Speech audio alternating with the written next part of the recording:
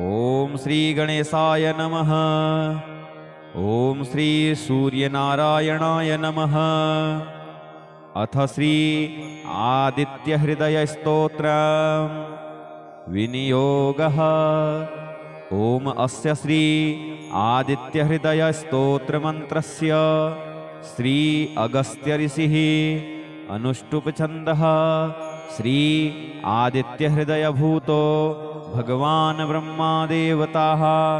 ओम बीजं रश्मिमतेरिति शक्तिः। ओम तत्सवितुरित्यादि गायत्री कीलकं निरस्ताशेष विघ्नतया ब्रह्म विद्या सिद्धौ सर्वत्र जय सिद्धौ च पाठे विनियोगः। ओम घृणी सूर्याय नमः। अथ स्तोत्रम्। ओम ततो युद्ध परिश्रान्तं समरे चिन्तया स्थितं रावणं चाग्रतो दृष्ट्वा युद्धाय समुपस्थितं दैवतैश्च समागम्य दृष्टुमभ्यागतो रणम् उपगम्याब्रवीद् राममगस्त्यो भगवान् ऋषिः। राम राम महाबाहो शृणु गुह्यं सनातनं येन सर्वान् नरीन् वत्स समरे विजयिष्यसि। आदित्य हृदयं पुण्यं सर्वशत्रुविनाशनं जयावहं जपे नित्यम् अक्षयं परमं शिवम्। सर्वमङ्गलमाङ्गल्यं सर्वपापप्रणाशनं चिन्ताशोकप्रशमनम् आयुर्वर्धनमुत्तमम्। रश्मिमन्तं समुद्यन्तं देवासुरनमस्कृतं पूजयस्व विवस्वन्तं भास्करं भुवनेश्वरं। सर्वदेवात्मको ये स तेजस्वी रश्मिभावनः एष देवासुरगणान् लोकान् पाति गभस्तिभिः। एष ब्रह्मा च विष्णुश्च शिवः स्कन्दः प्रजापतिः महेन्द्रो धनदः कालो यमः सोमो अपां पतिः। पितरो वसवः साध्या अश्विनौ मरुतो मनुः वायुर्वह्निः प्रजाप्राण ऋतुकर्ता प्रभाकरः। आदित्यः सविता सूर्यः खगः पूषा गभस्तिमान् सुवर्णसदृशो भानुर्हिरण्यरेता दिवाकरः। हरिदस्वः सहस्रार्चिः सप्तसप्तिर्मरीचिमान् तिमिरोन्मथनः शम्भुस्त्वष्टा मार्ताण्डयंशुमान्। हिरण्यगर्भः शिशिरस्तपनो भास्करो रविः अग्निगर्भोदितेः पुत्रः शङ्खः शिशिरनाशनः। व्योमनाथस्तमो भेदी ऋग्यजुः सामपारगः घनवृष्टिरपां मित्रो विन्ध्यवीथिप्लवङ्गमः। आतपी मण्डली मृत्युः पिङ्गलः सर्वतापनः कविर्विश्वो महातेजाः रक्तः सर्वभवोद्भवः। नक्षत्रग्रहताराणाम् अधिपो विश्वभावनः तेजसामपि तेजस्वी द्वादशात्मन्नमोऽस्तु ते। नमः पूर्वाय गिरये पश्चिमायाद्रये नमः ज्योतिर्गणानां पतये दीनाधिपतये नमः। जयाय जयभद्राय हरियस्वाय नमो नमः। नमो नमः सहस्रांशो आदित्याय नमो नमः। नमोग्राय वीराय सारंगाय नमो नमः। नमः पद्मप्रबोधाय मार्ताण्डाय नमो नमः। ब्रह्मेशानाच्युतेशाय सूर्यायादित्यवर्चसे भास्वते सर्वभक्ष्याय रौद्राय वपुषे नमः। तमोघ्नाय हिमघ्नाय शत्रुघ्नायामितात्मने कृतघ्नघ्नाय देवाय ज्योतिषां पतये नमः। तप्तचामीकराभाय वह्नये विश्वकर्मणे नमस्तमोभिनिघ्नाय रुचये लोकसाक्षिणे। नाशयत्येष वैभूतं तदेव सृजति प्रभुः। पायत्येष तपत्येष वर्षत्येष गभस्तिभिः। एष सुप्तेषु जागर्ति भूतेषु परिनिष्ठितः। एष चैवाग्निहोत्रं च फलं चैवाग्निहोत्रिणाम्। वेदाश्च कृतवस्यैव क्रतूनां फलमेव च। यानि कृत्यानि लोकेषु सर्व एष रविः प्रभुः। अथ फलश्रुतिः एनमापत्सु कृच्छ्रेषु कान्तारेषु भयेषु च। कीर्तयन् पुरुषः कश्चिन् नावसीदति राघव। पूजयस्वैनमेकाग्रो देवदेवं जगत्पतिम्। एतत् त्रिगुणितं जप्त्वा युद्धेषु विजयिष्यसि। अस्मिन् क्षणे महाबाहो रावणं त्वं वधिष्यसि। एवमुक्त्वा तदागस्त्यो जगाम च यथागतम्। एतच्छ्रुत्वा महातेजा नष्टशोको भवत्तदा। धारयामास सुप्रीतो राघवः प्रियतात्मवान्। आदित्यं प्रेक्ष्य जप्त्वा तु परमहर्षमवाप्तवान्। त्रिराचम्य शुचिर्भूत्वा धनुरादाय वीर्यवान्। रावणं प्रेक्ष्य हृष्टात्मा युद्धाय समुपागतम्। सर्वयत्नेन महता वधे तस्य धृतोऽभवत्। अथ रविर्वदन्निरीक्ष्य रामं मुदितमनाः परमं प्रहस्यमाणः। निशिचरपतिसंशयं विदित्वा सुरगणमध्यगतो वचस्त्वरेति। ॐ श्री सूर्याय नमः इति श्री आदित्यहृदयस्तोत्रम्। ॐ श्री सूर्यनारायणाय नमः। अथ श्री आदित्यहृदयस्तोत्रम् विनियोगः। ॐ अस्य श्री आदित्यहृदयस्तोत्रमन्त्रस्य श्री अगस्त्यऋषिः अनुष्टुप्छन्दः। श्री आदित्यहृदयभूतो भगवान् ब्रह्मादेवताः। ॐ बीजं रश्मिमतेरिति शक्तिः।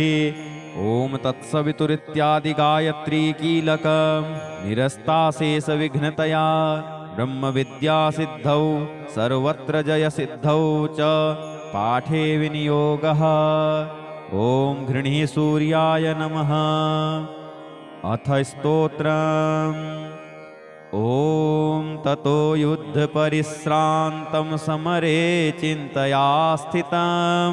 रावणं चाग्रतो दृष्ट्वा युद्धाय समुपस्थितं। दैवतैश्च समागम्य द्रष्टुमभ्यागतो रणम्। उपगम्याब्रवीद्राममगस्त्यो भगवान् ऋषिः। राम राम महाबाहो शृणु गुह्यं सनातनम्। येन सर्वान् नरीन् वत्स समरे विजयिष्यसि। आदित्यहृदयं पुण्यं सर्वशत्रुविनाशनं।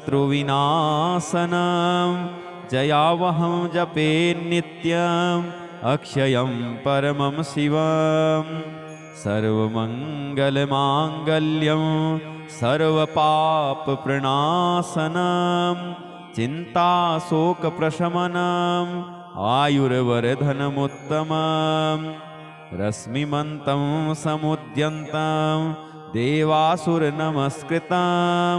पूजयस्व विवस्वन्तं भास्करं भुवनेश्वरं सर्वदेवात्मको ये स तेजस्वी रश्मिभावनः एष देवासुरगणान् लोकान् पाति गभस्तिभिः एष ब्रह्मा च विष्णुश्च शिवः स्कन्दः प्रजापतिः महेन्द्रो धनदः कालो यमः सोमो अपां पतिः पितरो वसवः साध्या अश्विनौ मरुतो मनुः वायुर्वह्निः प्रजाप्राण ऋतुकर्ता प्रभाकरः आदित्यः सविता सूर्यः खगः पूषा गभस्तिमान् सुवर्णसदृशो भानुर्हिरण्यरेता दिवाकरः हरिदस्वः सहस्रार्चिः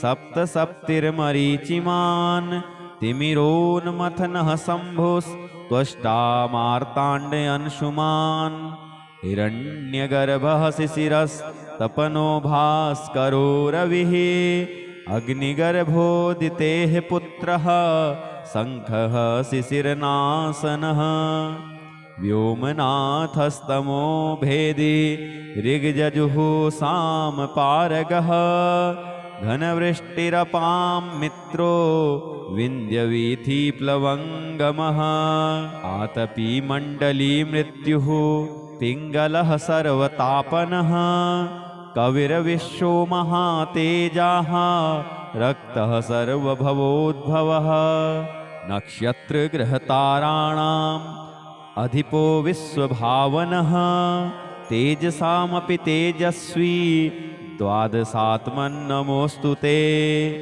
नमः पूर्वाय गिरये पश्चिमायाद्रये नमः ज्योतिर्गणानां पतये दीनाधिपतये नमः जयाय जयभद्राय हरियस्वाय नमो नमः नमो नमः सहस्रांशो आदित्याय नमो नमः नमो उग्राय वीराय सारंगाय नमो नमः नमः पद्मप्रबोधाय मार्ताण्डाय नमो नमः ब्रह्मेशानाच्युतेशाय सूर्यायादित्यवर्चसे भास्वते सर्वभक्ष्याय रौद्राय वपुषे नमः तमोघ्नाय हिमघ्नाय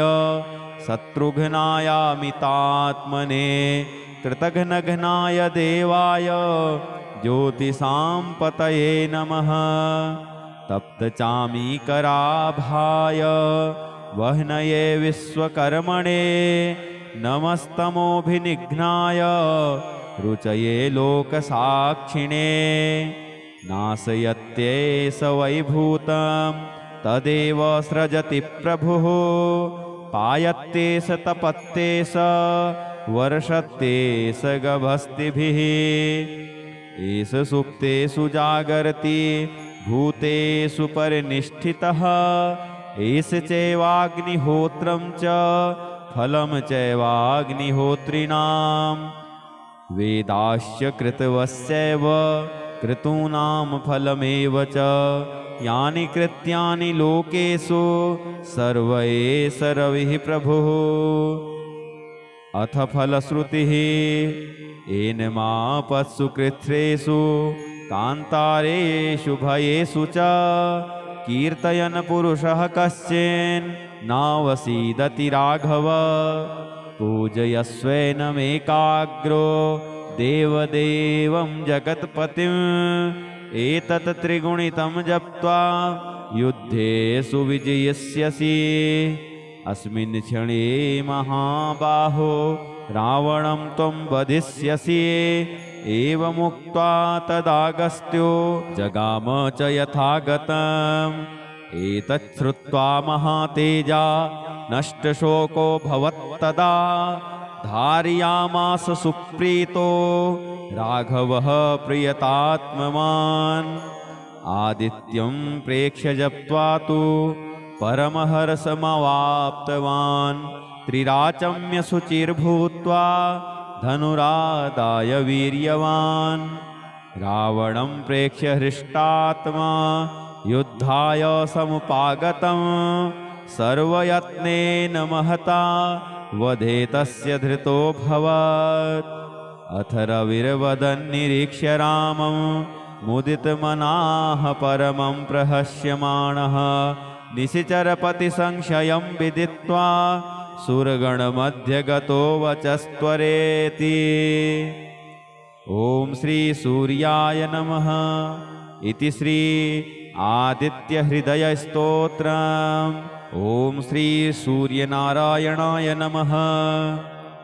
अथ श्री आदित्यहृदयस्तोत्रम् विनियोगः।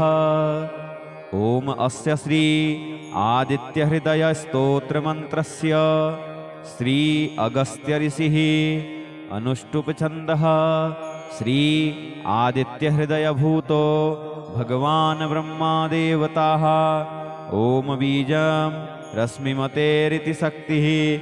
ॐ तत्सवितुरित्यादि गायत्री कीलकं निरस्ताशेषविघ्नतया ब्रह्मविद्यासिद्धौ सर्वत्र जयसिद्धौ च पाठे विनियोगः। ॐ घृणी सूर्याय नमः। अथ स्तोत्रम्। ॐ ततो युद्धपरिश्रान्तं समरे चिन्तया स्थितं रावणं चाग्रतो दृष्ट्वा युद्धाय समुपस्थितं दैवतैश्च समागम्य द्रष्टुमभ्यागतो रणम् उपगम्याब्रवीद्राममगस्त्यो भगवान् ऋषिः। राम राम महाबाहो शृणु गुह्यं सनातनं येन सर्वान् नरीन् वत्स समरे विजयिष्यसि। आदित्यहृदयं पुण्यं सर्वशत्रुविनाशनं जयावहं जपे नित्यम् अक्षयं परमं शिवं सर्वमङ्गलमाङ्गल्यं सर्वपापप्रणाशनं चिन्ताशोकप्रशमनम् आयुर्वर्धनमुत्तमं रश्मिमन्तं समुद्यन्तं देवासुरनमस्कृतं पूजयस्व विवस्वन्तं भास्करं भुवनेश्वरम् सर्वदेवात्मको ये स तेजस्वी रश्मिभावनः एष देवासुरगणान् लोकान् पाति गभस्तिभिः। एष ब्रह्मा च विष्णुश्च शिवः स्कन्दः प्रजापतिः महेन्द्रो धनदः कालो यमः सोमो अपां पतिः। पितरो वसवः साध्या अश्विनौ मरुतो मनुः वायुर्वह्निः प्रजाप्राण ऋतुकर्ता प्रभाकरः आदित्यः सविता सूर्यः खगः पूषा गभस्तिमान् सुवर्णसदृशो भानुर्हिरण्यरेता दिवाकरः हरिदस्वः सहस्रार्चिः सप्तसप्तिर्मरीचिमान् तिमिरोन्मथनः शम्भुस्त्वष्टा मार्ताण्डयंशुमान् हिरण्यगर्भः शिशिरस्तपनो भास्करो रविः अग्निगर्भोदितेः पुत्रः शङ्खः शिशिरनाशनः व्योमनाथस्तमो भेदी ऋग्यजुः सामपारगः घनवृष्टिरपां मित्रो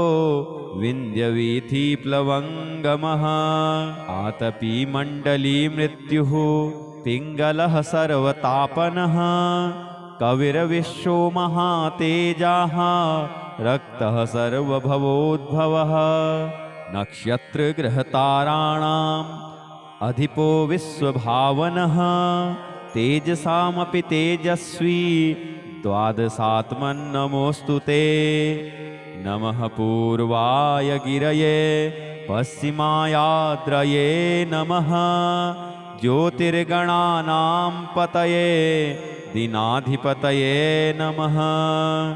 जयाय जयभद्राय हरियस्वाय नमो नमः। नमो नमः सहस्रांशो आदित्याय नमो नमः। नमो उग्राय वीराय सारंगाय नमो नमः। नमः पद्मप्रबोधाय मार्ताण्डाय नमो नमः।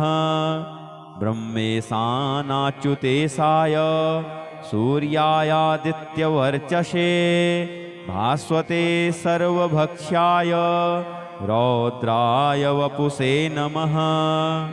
तमोघ्नाय हिमघ्नाय शत्रुघ्नायामितात्मने कृतघ्नघ्नाय देवाय ज्योतिषां पतये नमः। तप्तचामीकराभाय वह्नये विश्वकर्मणे नमस्तमोभिनिघ्नाय रुचये लोकसाक्षिणे। नाशयत्येष वैभूतं तदेव सृजति प्रभुः। पायत्येष तपत्येष वर्षत्येष गभस्तिभिः। एष सुप्तेषु जागर्ति भूतेषु परिनिष्ठितः। एष चैवाग्निहोत्रं च फलं चैवाग्निहोत्रिणां। वेदाश्च कृतवस्यैव क्रतूनां फलमेव च। यानि कृत्यानि लोकेषु सर्व एष रविः प्रभुः। अथ फलश्रुतिः एनमापत्सु कृच्छ्रेषु कान्तारेषु भयेषु च। कीर्तयन् पुरुषः कश्चिन् नावसीदति राघव। पूजयस्वैनमेकाग्रो देवदेवं जगत्पतिम्। एतत् त्रिगुणितं जप्त्वा युद्धेषु विजयिष्यसि। अस्मिन् क्षणे महाबाहो रावणं त्वं वधिष्यसि। एवमुक्त्वा तदागस्त्यो जगाम च यथागतम्। एतत् श्रुत्वा महातेजा नष्टशोको भवत्तदा। धारयामास सुप्रीतो राघवः प्रियतात्मवान्। आदित्यं प्रेक्ष्य जप्त्वा तु परमहर्षमवाप्तवान्। त्रिराचम्य शुचिर्भूत्वा धनुरादाय वीर्यवान्। रावणं प्रेक्ष्य हृष्टात्मा युद्धाय समुपागतम्। सर्वयत्नेन महता वधे तस्य धृतोऽभवत्। अथ रविर्वदन्निरीक्ष्य रामं मुदितमनाः परमं प्रहस्यमाणः। निशिचरपतिसंशयं विदित्वा सुरगणमध्यगतो वचस्त्वरेति। ॐ श्री सूर्याय नमः इति श्री आदित्यहृदयस्तोत्रम्।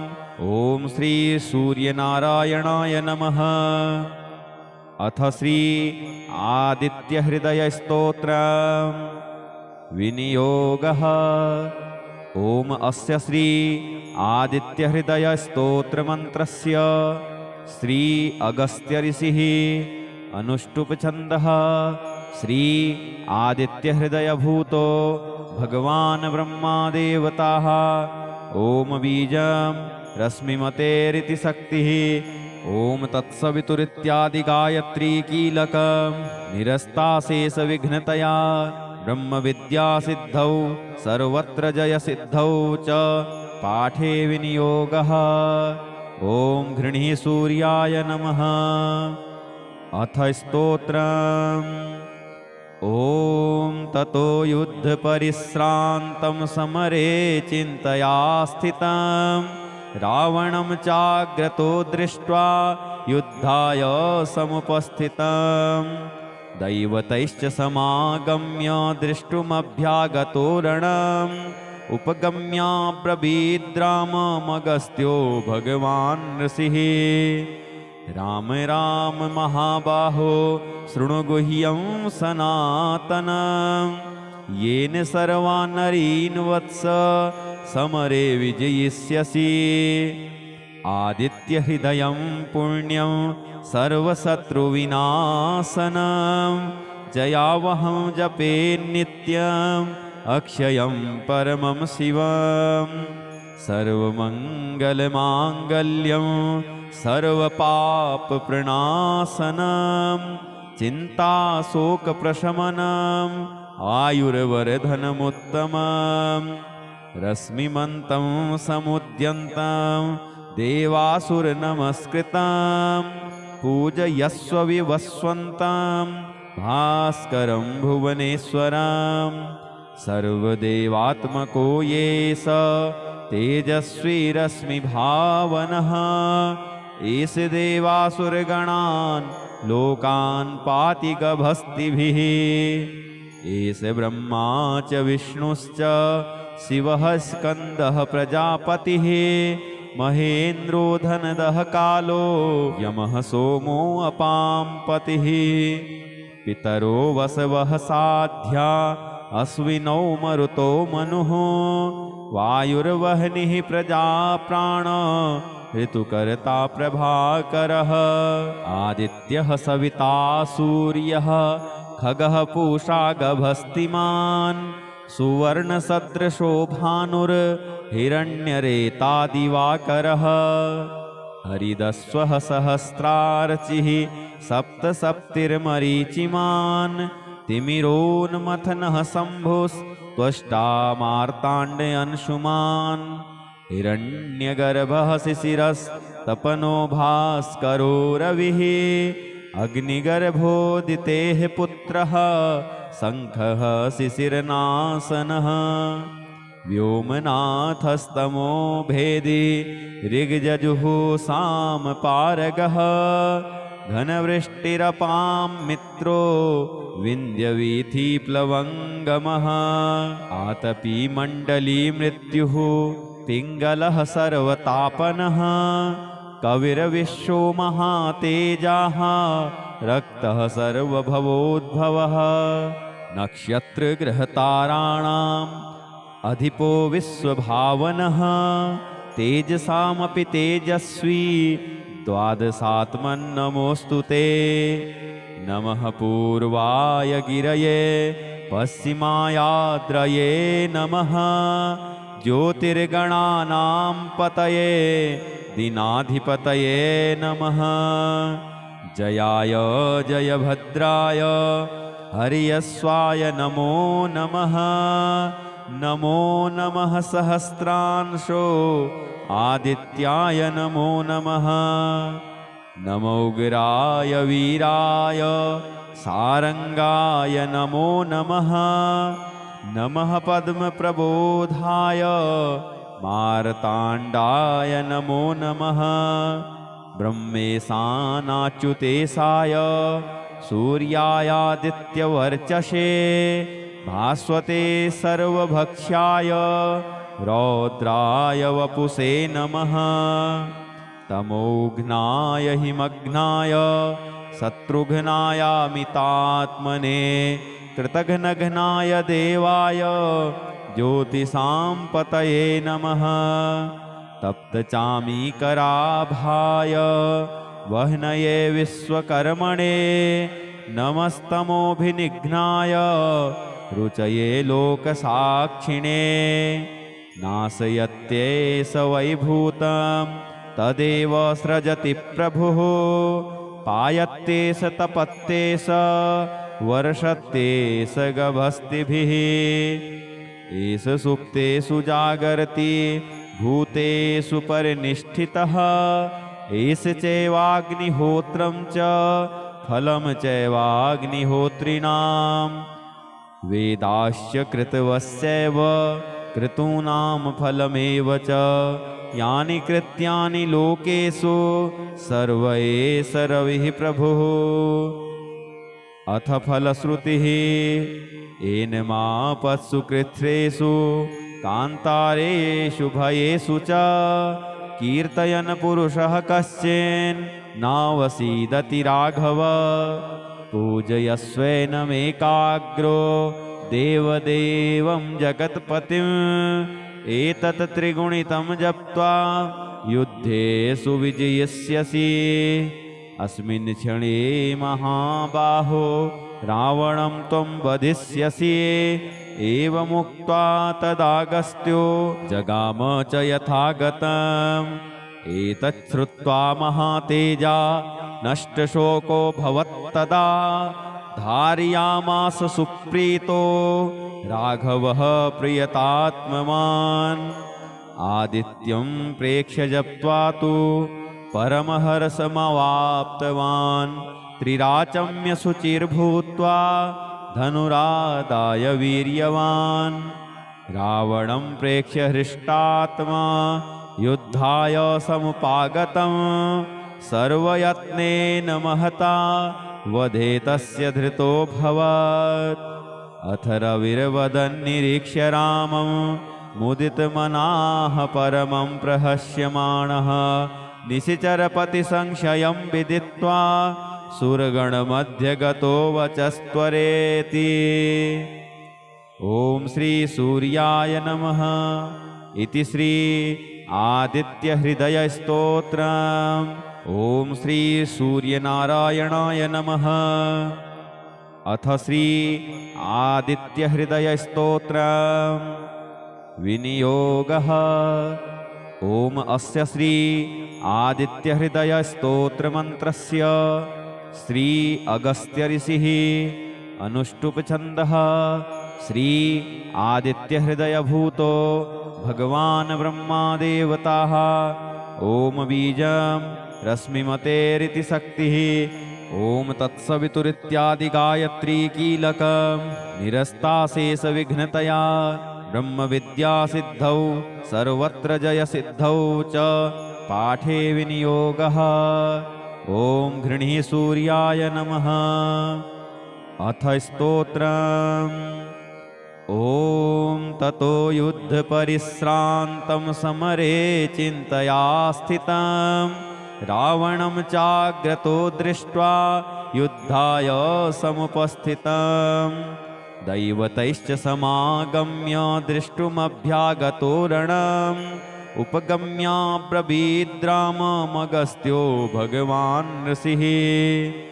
राम राम महाबाहो शृणु गुह्यं सनातनम्। येन सर्वान् नरीन् वत्स समरे विजयिष्यसि। आदित्यहृदयं पुण्यं सर्वशत्रुविनाशनं। जयावहं जपे नित्यम् अक्षयं परमं शिवम्। सर्वमङ्गलमाङ्गल्यं सर्वपापप्रणाशनं। चिन्ताशोकप्रशमनम् आयुर्वर्धनमुत्तमम्। रश्मिमन्तं समुद्यन्तं देवासुरनमस्कृतं। पूजयस्व विवस्वन्तं भास्करं भुवनेश्वरम्। सर्वदेवात्मको ये स तेजस्वी रश्मिभावनः। एष देवासुरगणान् लोकान् पाति गभस्तिभिः। एष ब्रह्मा च विष्णुश्च शिवः स्कन्दः प्रजापतिः। महेन्द्रो धनदः कालो यमः सोमो अपां पतिः। पितरो वसवः साध्या अश्विनौ मरुतो मनुः। वायुर्वह्निः प्रजाप्राण ऋतुकर्ता प्रभाकरः। आदित्यः सविता सूर्यः खगः पूषा गभस्तिमान्। सुवर्णसदृशो भानुर्हिरण्यरेता दिवाकरः। हरिदस्वः सहस्रार्चिः सप्तसप्तिर्मरीचिमान्। तिमिरोन्मथनः शम्भुस्त्वष्टा मार्ताण्डयंशुमान्। हिरण्यगर्भः शिशिरस्तपनो भास्करो रविः। अग्निगर्भोदितेः पुत्रः शङ्खः शिशिरनाशनः। व्योमनाथस्तमो भेदी ऋग्यजुः सामपारगः। घनवृष्टिरपां मित्रो विन्ध्यवीथिप्लवङ्गमः आतपी मण्डली मृत्युः पिङ्गलः सर्वतापनः कविर्विश्वो महातेजाः रक्तः सर्वभवोद्भवः नक्षत्रग्रहताराणाम् अधिपो विश्वभावनः तेजसामपि तेजस्वी द्वादशात्मन्नमोऽस्तु ते नमः पूर्वाय गिरये पश्चिमायाद्रये नमः ज्योतिर्गणानां पतये दीनाधिपतये नमः जयाय जयभद्राय हरियस्वाय नमो नमः नमो नमः सहस्रांशो आदित्याय नमो नमः नमोग्राय वीराय सारंगाय नमो नमः नमः पद्मप्रबोधाय मार्ताण्डाय नमो नमः ब्रह्मेशानाच्युतेशाय सूर्यायादित्यवर्चसे भास्वते सर्वभक्ष्याय रौद्राय वपुषे नमः तमोघ्नाय हिमघ्नाय शत्रुघ्नायामितात्मने कृतघ्नघ्नाय देवाय ज्योतिषां पतये नमः तप्तचामीकराभाय वह्नये विश्वकर्मणे नमस्तमोभिनिघ्नाय रुचये लोकसाक्षिणे नाशयत्येष वैभूतं तदेव सृजति प्रभुः पायत्येष तपत्येष वर्षत्येष गभस्तिभिः एष सुप्तेषु जागर्ति भूतेषु परिनिष्ठितः एष चैवाग्निहोत्रं च फलं चैवाग्निहोत्रिणाम् वेदाश्च कृतवस्यैव कृतूनां फलमेव च यानि कृत्यानि लोकेषु सर्व एष रविः प्रभुः अथ फलश्रुतिः एनमापत्सु कृच्छ्रेषु कान्तारेषु भयेषु च कीर्तयन् पुरुषः कश्चिन् नावसीदति राघव पूजयस्वैनमेकाग्रो देवदेवं जगत्पतिम् एतत् त्रिगुणितं जप्त्वा युद्धेषु विजयिष्यसि अस्मिन् क्षणे महाबाहो रावणं त्वं वधिष्यसि एवमुक्त्वा तदागस्त्यो जगाम च यथागतम् एतत् श्रुत्वा महातेजा नष्टशोको भवत्तदा धारयामास सुप्रीतो राघवः प्रियतात्मवान् आदित्यं प्रेक्ष्य जप्त्वा तु परमहर्षमवाप्तवान् त्रिराचम्य शुचिर्भूत्वा धनुरादाय वीर्यवान् रावणं प्रेक्ष्य हृष्टात्मा युद्धाय समुपागतं सर्वयत्नेन महता वधे तस्य धृतोऽभवत् अथ रविर्वदन्निरीक्ष्य रामं मुदितमनाः परमं प्रहस्यमाणः निशिचरपतिसंशयं विदित्वा सुरगणमध्यगतो वचस्त्वरेति ॐ श्री सूर्याय नमः इति श्री आदित्यहृदयस्तोत्रम् ॐ श्री सूर्यनारायणाय नमः अथ श्री आदित्यहृदयस्तोत्रम् विनियोगः ॐ अस्य श्री आदित्यहृदयस्तोत्रमन्त्रस्य श्री अगस्त्यऋषिः अनुष्टुप्छन्दः श्री आदित्यहृदयभूतो भगवान् ब्रह्मादेवताः ॐ बीजं रश्मिमतेरिति शक्तिः ॐ तत्सवितुरित्यादि कीलकं निरस्ताशेषविघ्नतया ब्रह्मविद्यासिद्धौ सर्वत्र जयसिद्धौ च पाठे विनियोगः ॐ घृणीसूर्याय नमः। अथ स्तोत्रम्। ॐ ततो युद्धपरिश्रान्तं समरे चिन्तया स्थितं रावणं चाग्रतो दृष्ट्वा युद्धाय समुपस्थितं दैवतैश्च समागम्य द्रष्टुमभ्यागतो रणम् उपगम्याब्रवीद्राममगस्त्यो भगवान् ऋषिः। राम राम महाबाहो शृणु गुह्यं सनातनं येन सर्वान् नरीन् वत्स समरे विजयिष्यसि। आदित्यहृदयं पुण्यं सर्वशत्रुविनाशनं जयावहं जपे नित्यम् अक्षयं परमं शिवं। सर्वमङ्गलमाङ्गल्यं सर्वपापप्रणाशनं चिन्ताशोकप्रशमनम् आयुर्वर्धनमुत्तमम्। रश्मिमन्तं समुद्यन्तं देवासुरनमस्कृतं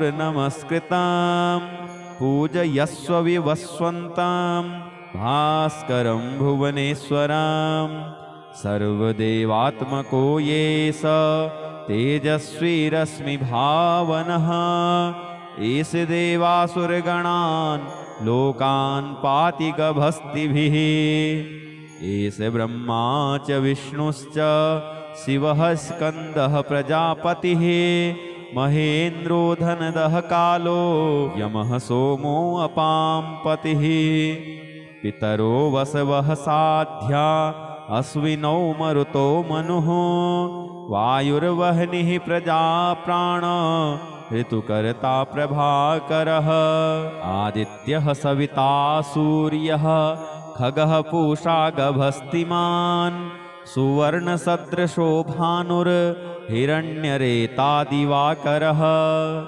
हरिदस्वः सहस्रार्चिः सप्तसप्तिर्मरीचिमान् तिमिरोन्मथनः शम्भुस्त्वष्टा मार्ताण्डयंशुमान्। हिरण्यगर्भः शिशिरस्तपनो भास्करो रविः अग्निगर्भोदितेः पुत्रः शङ्खः शिशिरनाशनः। व्योमनाथस्तमो भेदी ऋग्यजुः सामपारगः घनवृष्टिरपां मित्रो विन्ध्यवीथिप्लवङ्गमः। आतपी मण्डली मृत्युः पिङ्गलः सर्वतापनः कविर्विश्वो महातेजाः रक्तः सर्वभवोद्भवः। नक्षत्रग्रहताराणाम् अधिपो विश्वभावनः तेजसामपि तेजस्वी द्वादशात्मन्नमोऽस्तु ते। नमः पूर्वाय गिरये पश्चिमायाद्रये नमः ज्योतिर्गणानां पतये दीनाधिपतये नमः। जयाय जयभद्राय हरियस्वाय नमो नमः। नमो नमः सहस्रांशो आदित्याय नमो नमः। नमो उग्राय वीराय सारंगाय नमो नमः। नमः पद्मप्रबोधाय मार्ताण्डाय नमो नमः। ब्रह्मेशानाच्युतेशाय सूर्यायादित्यवर्चसे भास्वते सर्वभक्ष्याय रौद्राय वपुषे नमः। तमोघ्नाय हिमघ्नाय शत्रुघ्नायामितात्मने कृतघ्नघ्नाय देवाय ज्योतिषां पतये नमः। तप्तचामीकराभाय वह्नये विश्वकर्मणे नमस्तमोभिनिघ्नाय रुचये लोकसाक्षिणे। नाशयत्येष वैभूतं तदेव सृजति प्रभुः पायत्येष तपत्येष वर्षत्येष गभस्तिभिः। एष सुप्तेषु जागर्ति भूतेषु परिनिष्ठितः एष चैवाग्निहोत्रं च फलं चैवाग्निहोत्रिणां वेदाश्च कृतवस्यैव क्रतूनां फलमेव च यानि कृत्यानि लोकेषु सर्व एष रविः प्रभुः अथ फलश्रुतिः एनमापत्सु कृच्छ्रेषु कान्तारेषु भयेषु च कीर्तयन् पुरुषः कश्चिन् नावसीदति राघव पूजयस्वैनमेकाग्रो देवदेवं जगत्पतिम् एतत् त्रिगुणितं जप्त्वा युद्धेषु विजयिष्यसि अस्मिन् क्षणे महाबाहो रावणं त्वं वधिष्यसि एवमुक्त्वा तदागस्त्यो जगाम च यथागतम् एतत् श्रुत्वा महातेजा नष्टशोको भवत्तदा धारयामास सुप्रीतो राघवः प्रियतात्मवान् आदित्यं प्रेक्ष्य जप्त्वा तु परमहर्षमवाप्तवान् त्रिराचम्य शुचिर्भूत्वा धनुरादाय वीर्यवान् रावणं प्रेक्ष्य हृष्टात्मा युद्धाय समुपागतं सर्वयत्नेन महता वधे तस्य धृतोऽभवत् अथ रविर्वदन्निरीक्ष्य रामं मुदितमनाः परमं प्रहस्यमाणः निशिचरपतिसंशयं विदित्वा सुरगणमध्यगतो वचस्त्वरेति ॐ श्री